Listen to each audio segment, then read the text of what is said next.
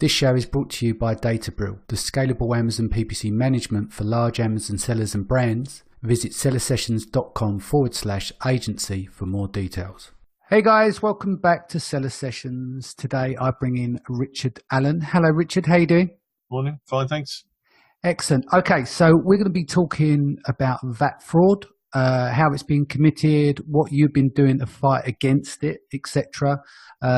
You've been doing a lot of work leading up to this in the last couple of years, and it's starting to hit a tipping point with the episode of Panorama and what's happening in Parliament and stuff. So do you want to give the audience a little bit of background on yourself? Yeah, well, basically, I've been in the music industry for about 25 years, and I also ran an online mail order business, which was online in 1994. So we were selling online, well, before Amazon really was actually of much relevance. And in the early days, anyone involved at that time will remember you sold off your own website, and all of this kind of tax fiddling wasn't really an issue at that point. It was all pretty much a level playing field. There was no Amazon marketplace. Most people made their sales off of their own websites because people used Google as the search engine to find the product. But of course, that all changed when Amazon opened their marketplace. And there, around about 2003, for the first time ever, people started to suffer from problems with VAT when the Channel Islands started to exploit the situation where they could send goods into the UK with no VAT. There's an exemption from VAT called low value consignment relief, and they'd worked out that if you sent goods out of the UK to the Channel Islands and mailed them back in, you could avoid having to pay VAT. And that was really the start of the whole kind of VAT avoidance industry, because it became enormous. I mean, it was on an industrial scale. You had every major retailer out there in the end, and then it got closed down. And what happened was all the expertise from that industry kind of migrated all over the place. I mean, I've seen advisors that were advising people to go to the Channel Islands, advising Chinese sellers, advising, other locations, American sellers, how to find loopholes in the VAT system to basically avoid having to pay VAT. I don't know how many of our listeners are American or European, and whether they would know what VAT was. I mean, it's not. Yeah. Really... So our audience, the Seller Session audience is probably made up 70% US and 30% the rest of the world. So we hit around 20,000 Amazon sellers doing anywhere between 50,000 and 500K a month. That's from our survey into our audience. Right. So okay. Our audience are on a more of an advanced level. We don't normally, newbies are welcome to tune in, but the conversations we have are more high level. It's more for advanced sellers that are further down the road. So this is why I wanted to get you on, because it's a very interesting subject, because it's split into a couple of areas here. Because there's obviously you've got this big thing with sales tax, which is added on the end rather than inclusive of the price, going off in the US.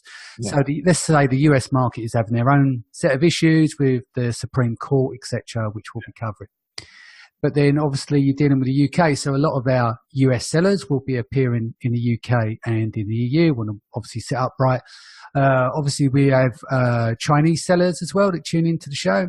So they're going to be selling into the UK and the EU and stuff. And obviously with everyone in business, they want to structure their business in a way that they need to make sure they obviously make a profit. But there's the right way of going about things and the wrong way. So what we're trying to cover off today is to educate people with what's going on at the moment. As you've explained, there's a vast issue with VAT fraud, but you're one of the components in the UK are challenging this. Yeah, well, I've had involvement, just to give you a picture, I've had involvement with the European Commission at very high level. Yes. I got in right at the top. So, and I was involved in some research they did on this whole issue. Yeah. I mean, it might be worth briefly explaining VAT to somebody. Yeah, exactly. Good. If you just give us the basics of VAT, most guys will know, but for those that don't. Okay. Well, I mean, I'm familiar with sales tax. It's not like sales tax because, I mean, obviously sales tax varies from state to state. Yeah. My point was, they're having their own problems in our audience with the sales tax. No, I thought the reason I mention it is because some Americans are confused by VAT because they look at it in the same way as perhaps they look at sales tax. Yeah, which is completely wrong. Not the same. basically you have a single trading area, the single market, and VAT applies to every European country. And it's included in the price. So you don't, when you go into a shop in Europe, you don't see the VAT separated out. You just see a total price. I mean, I recall when I was in the States, sales tax, I think, is added on at the till. It's That's not right. actually listed on It's the at the point of price. sale, yeah. Yeah. So I think the idea that it's seen as a kind of an add-on, really, people don't see it as an add-on here. It's an invisible tax. In fact, people that don't really know what VAT is probably don't even know they're paying it. But basically, the idea is that every country charges VAT, and there's a concept called fiscal neutrality, which means that essentially it means that nobody must not pay VAT, because if you don't pay VAT, you have that 20% advantage. So the rules are pretty tough, and if you get caught evading VAT, there are criminal penalties, and it's a serious thing. The problem is, with regards to selling into Europe from outside, is that within the EU, VAT is charged and collected by sellers and policed by the customs authorities. When goods come into the EU, the VAT is collected at the border. So the item comes in a package, it arrives at the border, and it has to be collected by a customs officer.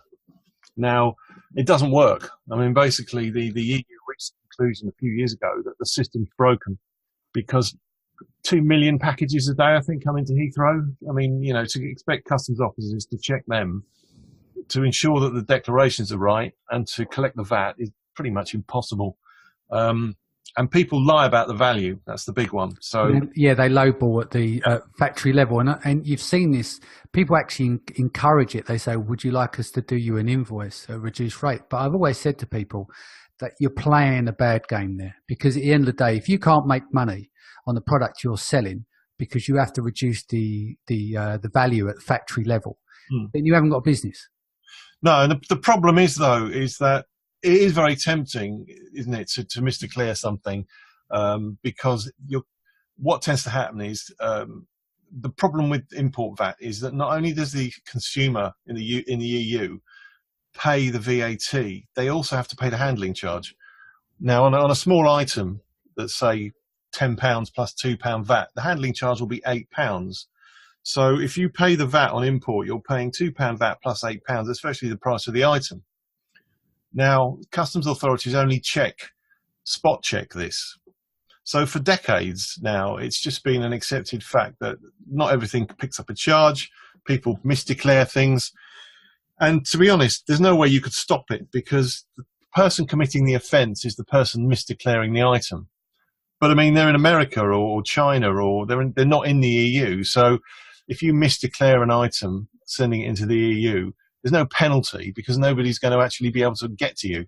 So the whole thing doesn't work. It's completely ridiculous, to be honest, which is why it's changing completely. In 2021, they're scrapping the whole idea of VAT being collected at the border on mail order sales. And what's going to happen is, I don't know if you're familiar with VATMOS. Yeah. They're going to introduce VAT payment in the same way that they're doing it now on digital services. And what will happen is that sellers, no matter where they're located, whether inside or outside the EU, will have to be registered for VAT. And that means that an American seller is going to have to charge VAT as part of their price when they sell it. So the VAT will be collected in the checkout. Now, people might say, well, I won't sign up for VAT. Why should I charge VAT? I'm not in the EU. My understanding is that they're bringing in legislation that will obligate Amazon and eBay to put this system in place. So effectively, you will not be able to sell on Amazon and eBay if you're not accounting for VAT in the checkout and paying it through Amazon to the European governments. From my understanding, I may be completely wrong, so guys, send the comments to danny@sellersessions.com on this. But from my understanding, what I read recently is that if new sellers are signing up for Amazon now, they don't get a VAT threshold. They literally have to have a registered VAT number before they can actually come on and start to trade on amazon.co.uk. That's from my understanding. Well, that's connected to what's been happening with regards to the fraud. So what's been happening is people have been managing to get stock into UK warehouses through either misdeclaring it, or on that Panorama program, they managed to get goods into Amazon misdeclared. They then sell those goods but don't charge VAT. Now, the problem has been, and in my view, Amazon and eBay, Amazon should be liable for this because they're fulfilling this stuff, is that Amazon aren't liable for it. Amazon haven't had any responsibility to deal with it. And that's what our battle has been, because you've got an Amazon warehouse in the UK holding stock for a non-EU trader. That trader's selling the items VAT-free. Amazon is fulfilling the stock, holding the stock, dealing with the returns, sending all the information to the customer. In our view, Amazon was always involved in that fraudulent transaction, because without Amazon's fulfillment arrangement, it wouldn't happen. I mean, if you or me were selling stolen goods down the pub and we were to say, we're just a middleman, we're not involved in this transaction, that wouldn't wash with the police. So why does it wash that a warehouse controlled by Amazon in the UK supplying goods without VAT isn't involved in that transaction? And interestingly, in Germany, we found out within the last few weeks, directors of Amazon were actually threatened with court action personally if they didn't hand over data. Because under German law, if you are party to a fraud, even if you're on the periphery of it, you can be found criminally liable. So in some ways, you could say that a lot of American sellers have been caught up in this, because we've seen that Amazon encourage people to put stock in warehouses and don't really fully inform them as to exactly what the implications of that might be. So, to suddenly find yourself with a massive VAT bill, you could argue you should have looked into the tax rules, but you would think that the fulfillment operation would be telling you, do you realize that you are clocking up a tax liability? Yeah. Well, that's one of the other problems you're facing as well. There are people that are actually giving fake VAT numbers, like intentionally, and they're rolling across multiple accounts as well. Yeah. I know there's like Facebook groups that are reporting these guys to both Amazon and to the government, because they're trying to verify these. A lot of them are coming from Asia, not so much the US, but a lot of, say, Chinese and companies and stuff are being caught up in this. And I mean, we're in the hundreds, if not in the thousands, like fake.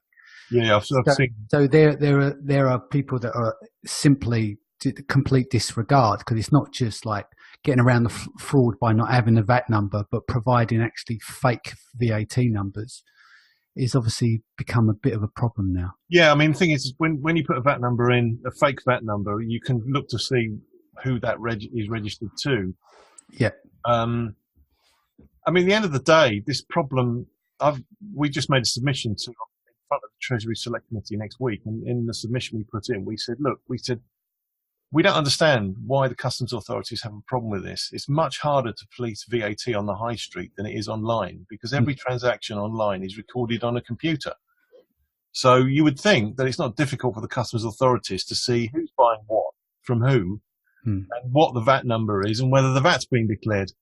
The only reason that all of this has been working is because, for reasons unknown, the Amazon and eBay have been able to get away with keeping that data hidden. Yeah. So the tax authorities are completely blind as to what's going on.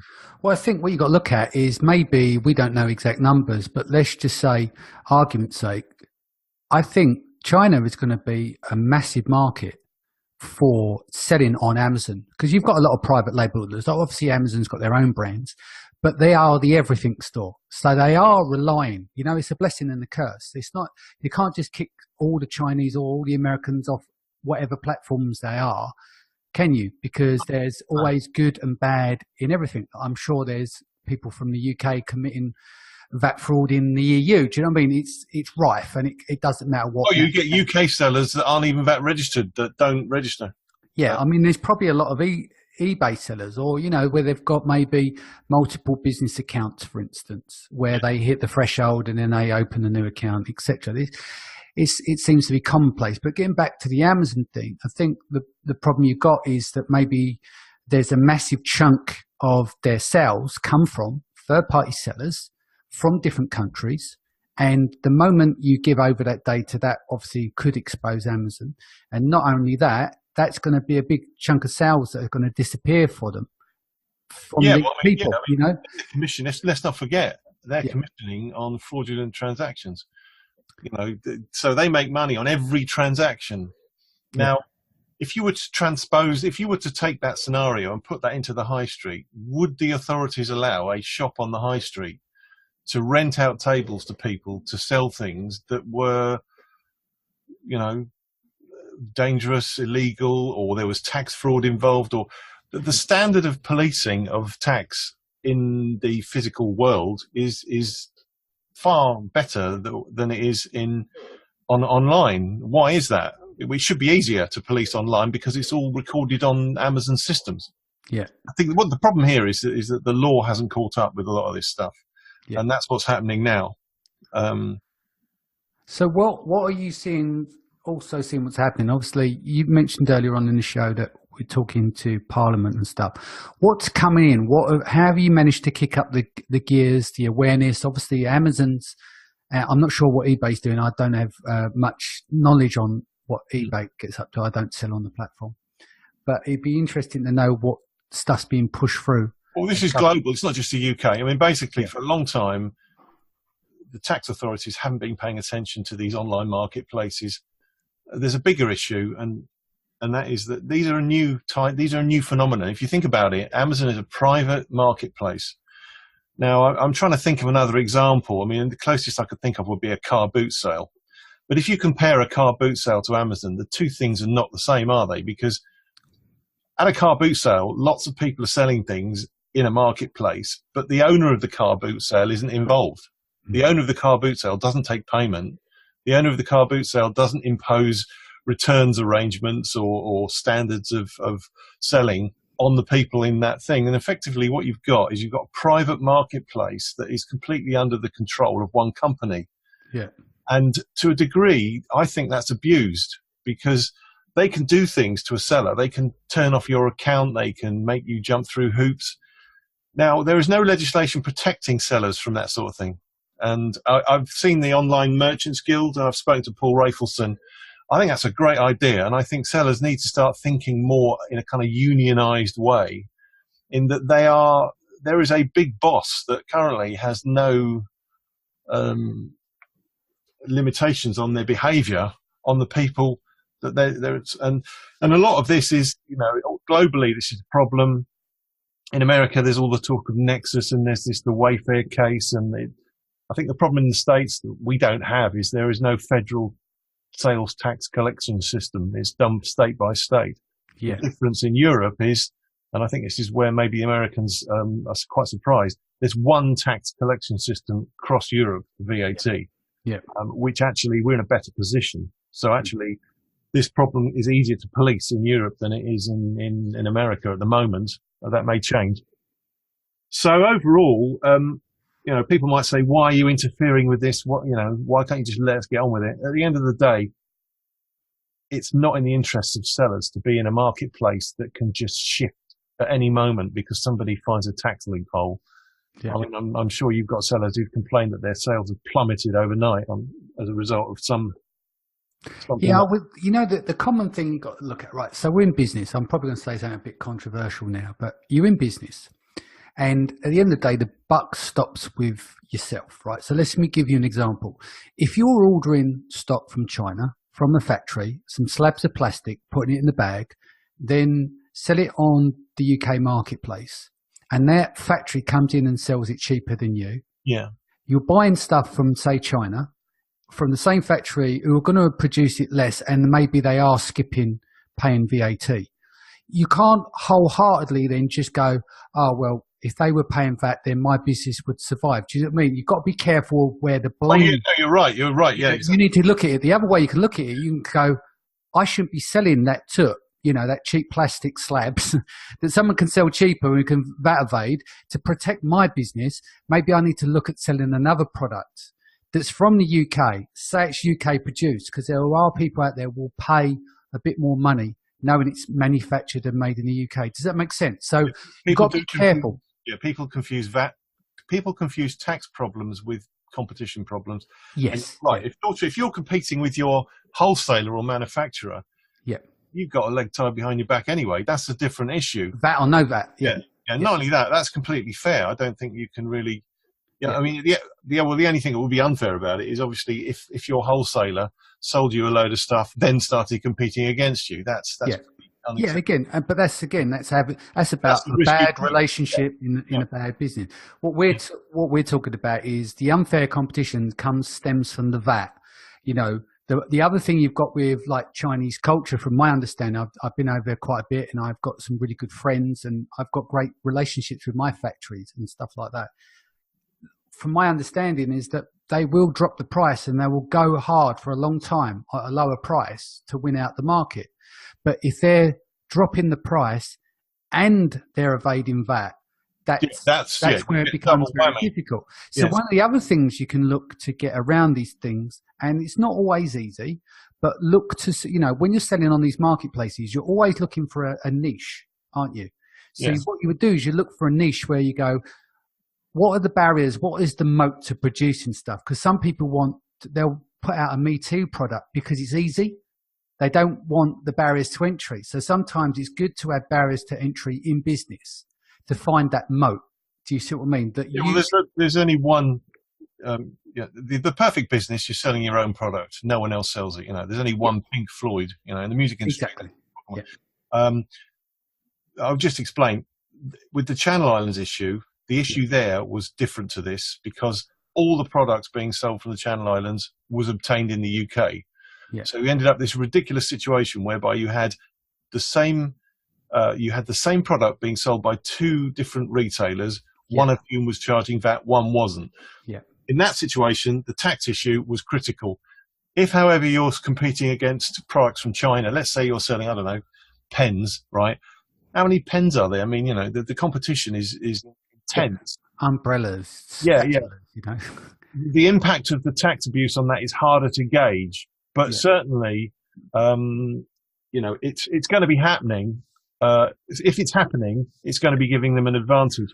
How that advantage would play out when you're at a disadvantage anyway, that's open to argument. Yeah, what you were saying about, say, Play.com, I think the digital goods is a big difference, isn't it? Because it's not physical products. So if everyone's got the same digital goods, but one's not paying VAT, that is a real... but Play.com never sold digital. It was all physical product. So, it was physical. Yeah. Okay. So, because there was a big myth at one point that no one bought CDs anymore. What happened was that products went mail order. So CDs went mail order because it was more convenient. Yeah. Who wants to go in a shop when you can order from millions of titles online? What happened was that all the major record labels started supplying Play.com. Well, of course, if you're charging VAT, you're out of the game. That was a very unique example. I mean, that was the most extreme example of it I think you could imagine. Yeah. I don't know whether anyone else is, any of your listeners are suffering a domestic product being exported and re-imported. It's probably not what I know of. I mean, the biggest complaint that you always hear is that, the bloody Chinese, they drop their price, blah, blah, blah, I can't trade. And I just think with that in mind, that is unfortunate and that will happen. And it could happen to me, it can happen to anyone. But I always say to people, at the end of the day, the buck stops with you. If you're in a business where you're competing against the Chinese and you're selling Me Too products, you need to get out of those products. It's hard to turn the ship because it takes a while to get a new product line running. You've got to diversify and retail constantly. Yeah. Constantly. And I think that's what happens. It's very easy just to blame outside. But getting back on the VAT thing, do you want to walk through people what was happening in this Panorama show? Because that was very big in the UK, but not all the audience would have heard about. Yeah, well, basically, it stemmed from what we did. In 2015, my organisation, RAVAS, Retailers Against VAT Abuse Schemes, was contacted by vatfraud.org. We made contact. VAT Fraud was an organisation set up similar to ours, and I came across it for the first time. They had a website, and they were listing large numbers of sellers that were not VAT registered that were selling on Amazon. And we took that information to the European Commission. They contacted me. I took it to the European Commission, and we discovered that there was huge volumes of stock sitting in warehouses in the UK that had been imported. So what had happened was that the sellers had put the stock into UK warehouses, and they'd got it in by routes that meant that they weren't paying the import duty. Yeah. So we got Amazon interested in this, and what they did was, Panorama. What Panorama did was they investigated it by going to China, finding a supplier. They took some stock, they put it through a freight forwarder that was prepared to get it into the UK without paying any VAT. I think it went via a mainland Europe port somewhere in Belgium or something. They got it in. It was in Amazon's warehouse, and then they sold it VAT free without charging VAT. And then they took that to HMRC and showed it to them and said, "This is how easy this is to do." Yeah. And the fault did lie with the customs authorities, because if you think about it, I always say this when it comes to tax abuses: if you let people do it, they will. You know, it's as simple as that. If you let people do it, they will. And the problem is, there comes a point where so many people are doing it, you have to do it. Because you think about it, if you're a seller outside the UK, let's say China or maybe America, and a lot of your competitors are doing it, you've got to do it, or you can't compete with them. What's happening at the moment, you know, with the guys that have been caught and they're having their accounts suspended? What's happening with all of their inventory and stuff like that? Is it being sold off around the UK market? What's going on? No, to our amazement, it was given back. I mean, the Germans basically raided Amazon warehouses, confiscated the stock. Yeah. And in our view, that's the right thing to do, because if you don't set a deterrent, people will do it. Yeah. Whereas in the UK, HMRC issued a notice and giving sellers 30 days. And in that period, Amazon was sending the stock back to them. We saw that. We saw emails proving that point, which we couldn't believe, because, you know, if that happened to you or me in any other circumstance, HMRC would have confiscated it. Yeah, we'd have been arrested for something like that. Yeah. And personally, I think a lot of the problem here, in fact, I'd even go as far as saying that you could actually, as I mentioned, not blame people taking advantage of this situation if nobody was stopping it, because there comes a point where there's a tipping point, as was with the Channel Islands, where you couldn't compete if you paid VAT, therefore you had to find a way of not paying VAT. Which I just think is stupid, to be honest. I mean, I have yet to meet anybody in HMRC that I felt understood how online retail worked. I think that's a lot of the problem. You know, they're more used to walking up and down a quayside looking through containers.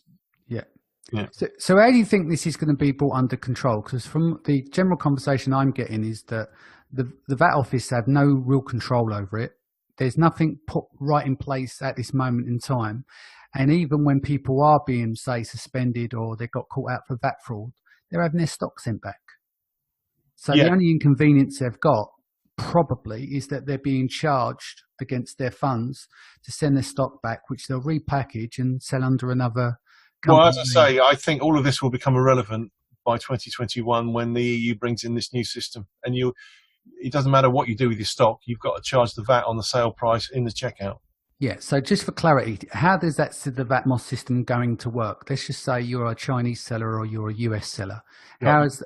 You have two options. You either register in a member state for VAT and pay it there, or you sign up to what's called VATMOS, which is the VAT, let me get this right, mini one-stop shop.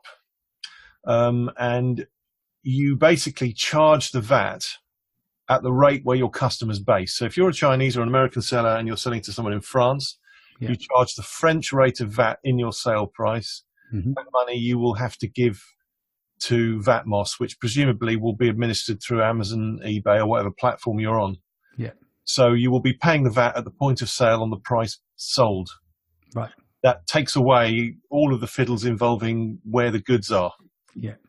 Cool. And is there anything happening at the moment with Parliament with your discussions? Are we seeing anything new? Well, the problem we've got is Brexit, because who knows what the hell's happening with VAT? It's not even been discussed. I've seen no detail. So are we inside or outside of the single market for VAT purposes? I've got absolutely no idea. If we're outside of if we're inside it, it'll be VATMOS. If we're outside of it, I've got no idea what is intended. So can't help with that. My own gut feeling is it would be so detrimental leaving the single market VAT area that I would be surprised if we did it, but anything's possible in the current climate. I think what the reality of the situation is, it's been a wild west on online retail for quite a long time. sheriffs come to town, the laws are gradually being tightened up, and eventually it will become very clear. But at the moment, we're still in that phase where it's sort of bits of clarity are emerging, and I'm sure there are loopholes that people will exploit. But at the end of the day, if you want a long-term business, never base it on a tax scam. No, exactly. Cool. Well, look, that's end that there. What's the best way people can reach out for you if they want to, ask you any questions? Is there an email address that you have that they can reach you? Ravas has a website, ravas.org. Yep.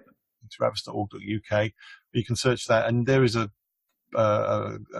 mailbox on there if anyone wants to send me a question directly. I'm not an expert on actual selling on Amazon. I just know about VAT implications of moving things across borders. Yeah. But at the end of the day, you really need professional advice. And I would say the best site for anything to do with VAT is the EU's website. Cool. Great. Okay, guys, thank you for joining us. Richard, thank you for joining us today. If this is your first time, don't forget to hit the subscribe button, and we'll see you again in a couple of days. Take care.